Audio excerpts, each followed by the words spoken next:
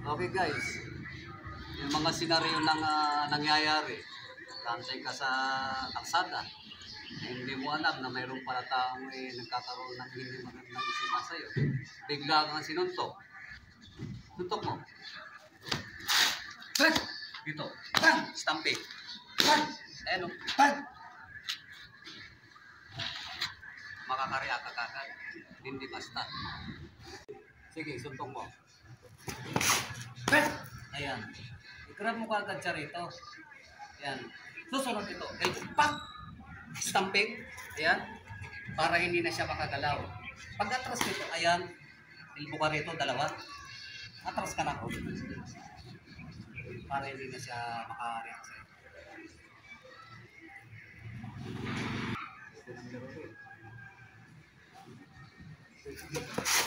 Tsak! Dito. Pag! Stamping dito. Pag!